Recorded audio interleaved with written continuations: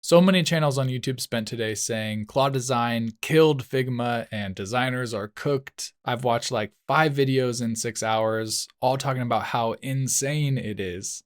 So I spent this morning actually building with it, and the hype isn't wrong, it's just massively overstated. This is a seriously impressive tool, but to understand its limitations, I first want to take you through how Claude Design works.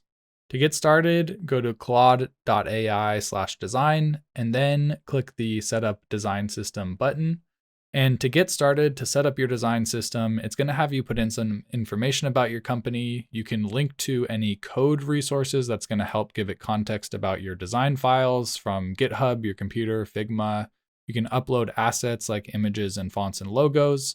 And then you're going to go ahead and click the Create Design System button. And it tells you to leave the tab open and that it's going to take 10 minutes. And I found that to absolutely be true. So then it's going to take all the assets that you give it and it's going to create this design system. And you have to go through this process of just sort of approving the different, areas of the design system that it created. I found that there wasn't like a lot of customization that you could do. For the buttons, my buttons don't have border radius, so I clicked the needs work button and it just has a little chat prompt that you have to type in. So I let it know that I don't use border radius on my buttons. And then it just sort of went to the next item, which I thought was a little bit odd. I thought it would update it right then, but I just had to kind of keep clicking looks good through everything. And then when I got back around to the buttons or to the corner radius tab, then it had a new button sort of radius variant that didn't have any border radius. So pretty limited options in terms of updating whatever it deems to be your design system. So pretty much this step is just clicking through looks good. Once you've clicked through and accepted everything, then you can click the new design with this system button and it'll use that design system for a new project. So you can give your new project a name and you can see in the top tabs, you can do prototypes or you can do slide decks, which is cool. But I'm a web designer, so I'm mostly going to be using it for prototypes. So I've given it a name here. I'm going to be creating a subscribe page and then I'm going for a high fidelity mockup. You can also use it for wireframes, but I was playing with that today and it just burns through your tokens. So I'm going to create a whole nother video on that, but I would not recommend doing wireframes. I would stick to high fidelity mockups. So you can make sure that your design system is applied and you'll see it in the chat bar as a little sort of like a badge there, a chip that says that it's using your design system. So I accidentally loaded my design system twice, but it doesn't really matter. So then you can just enter your project page prompt. In this case, I'm creating a newsletter subscribe page for my newsletter, and this is actually going to be going on to my website. So this is like a real use case here that I'm testing this with. So once I gave it my prompt, it has some follow-up questions, which I really like this format where it'll ask you, just like when a client comes to you and you need to ask clarifying questions about the design, it has this sort of like form response that you can fill out and give it more information that it needs to build out the project. So I really like this format for follow-up questions. And then once you answer all of the questions about your page, then you just hit continue and it can continue on with the design. So the creation of the prototype in real time for me, it took about 4 minutes. So it's not super fast. It just does take a lot of time, but I also asked it to create 3 different variants that I could see. So it might be faster depending on the complexity of the design that you ask it to create. So these are the 3 designs, and now we can kind of play around with the interface that lets us edit them. And this is what everybody is saying is insane. So along the top toolbar, you'll see tweaks, comment, edit, and draw. So we'll get to each of these. First, we'll start with the tweaks. So the tweaks is this little interface that it gives you, and this is automatically generated. So I didn't get to choose what tweaks are appearing in this interface. This was just automatic, but you can actually add your own tweaks. So now I have like full control over the different font sizes that are appearing inside of this design. So that's actually a really nice feature. Like it felt so limited on, the first use, but you can actually sort of like tweak this tweaks window and have control over the things that you need control over, which is kind of nice.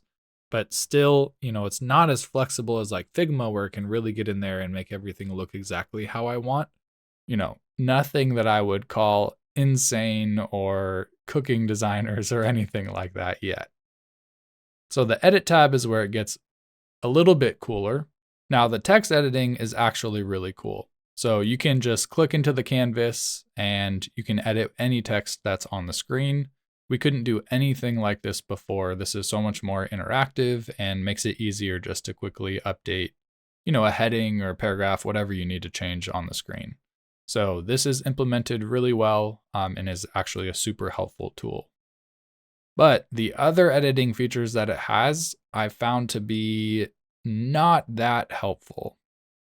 So like here, I can just kind of click around and play with some of the different values that it has. You can kind of slightly move things around by changing like the margin or the padding. You can add like borders to things or change like, the corner radius if you have some sort of radius on your item. So, we have some like limited amount of, small design tweaks that we can make to these things. We can, change the text color of things if we need to. We can change the height and the width of items, but we can't like reorder the text on the page. So there's not like any sort of click and drag system like in Figma where you can actually like reorder things. So the changes that you can make are pretty limited. And I also found that, there's not like every CSS property surfaced in this editor. So for example, on this second version, this little like upper right-hand corner badge type thing is being cut off by the parent container. So the parent container clearly has like overflow hidden, and so it's just chopping this little badge in half. And there's no like overflow property surfaced in the editor for me to not have that happen. So the best I can do is use, margin on the top to kind of like push it down, which of course is not at all a good way in CSS to accomplish moving down an element. Like if anything, we would want to use a transform. So I know that if I was just going to like push this code to production, it's going to be some like janky code that's just sort of like pushing things around in this view. And also like I did want it to overlap. I just didn't want it to be cut off, but I have no way of like actually changing the overflow because it's not surfaced in the editor. So I would still have to go into the code and like make those edits manually anyway. So I think the sort of like usefulness of this editor is pretty overstated by every video that I've seen so far. Like it is great that we can kind of come in here and tweak elements a little bit. Like for example, this button here is way taller than the inputs. And that's just kind of, doesn't look very good. So it's nice that we can come in here and like I was playing with the padding on the button thinking, oh, I'll just like, take the padding down. But really I have to change the height of it in order for it to match the inputs, which again is not how you would change a button's height, in actual web design. You would never set a fixed height on a button. So again, I just know behind the scenes, this is leading to some pretty like janky code that I would never just export into my site. Now, finally, one more thing that I want to bring your attention to. So I was trying to move this lower highlight bar on the Squarespace tips down, and I could not figure out why my changes weren't saving. When you're making a small, subtle change like this, I assumed that whatever change that I made manually would just automatically be saved. But what I found is when I would make a change and then refresh, I could see that in the sidebar, it would say apply to direct edit, but then Claude would return with just the empty string, which means like whatever you did, Claude is just coming back with like a null, meaning the changes weren't saved, even though I was doing it through the editor.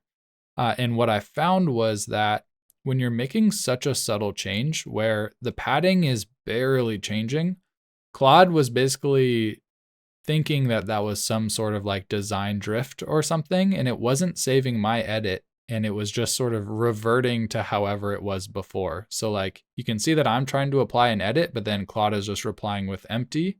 So I think when we're editing through the canvas, it's still sort of sending a message in the background to Claude. So it's sort of like a different way, it feels like, of just chatting with this chat window. I don't think we're actually, doing something directly on the canvas, we're just sort of like indirectly sending a prompt to Claude. But if Claude doesn't feel like the change is significant enough, then it just sends that like empty message to Claude.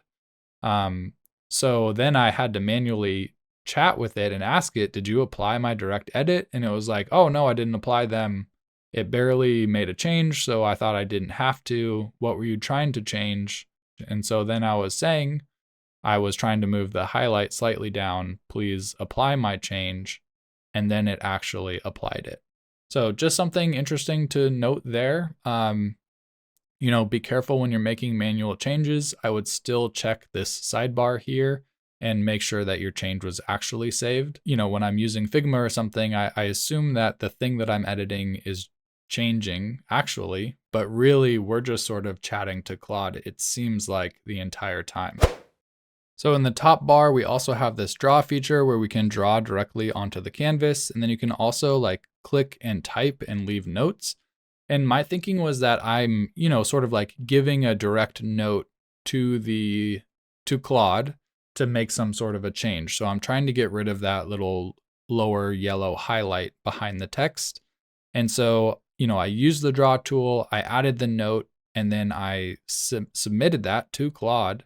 And it was like thinking, and it looks like it takes a screenshot of, the canvas with your drawing on it, and then Claude just returned empty. So it was basically like, a null response. So then I tried the comment tab, which allows you to just click on an item and then comment the change that you want to make. So it's sort of what I was trying to do with the draw tool, which didn't seem to work for me. So I tried this comment tool and then I hit send to Claude. And then what's interesting is it also, this time it's sort of like searching and it seems like something's going to happen, and it still came back with an empty response. So that was a little strange to me too. And so then I thought, well, maybe if I did the parent container that has all of the text, it doesn't know that the no filler one is the one with the background. So then I clicked directly on the no filler text, and then I said remove the background yellow color. And then I, commented that to Claude, and then it was actually able to remove it. Make sure you click refresh. But I want to call your attention to how much in this design changed, even though I was just doing one specific prompt for one part of the text. And I'll bring up the before and after so you can really see how significant the change was that I was not anticipating. So just some kind of quirky, weird things to be aware of. But this is the design that I landed on that I liked, and we can do the responsive test. It's responsive out of the box, which is awesome. I think it's, it's a pretty decent design. It followed my design system well. It sort of improv'd this layout. Overall, I'm pretty pleased with the design, but I just think the amount of hype, like the fact that people could say this is like insane, or that designers are dead, or Figma is cooked, any of those things just are completely overstated. I hope you enjoyed this more level-headed, honest, non-hype review of Claude Design. I'm going to be diving into it much more on this channel and seeing how I can, really in a productive manner integrate it into my web design process. So if you're interested in following that journey, then consider subscribing to the channel if you think I've earned it, and hopefully I'll see you in the next one.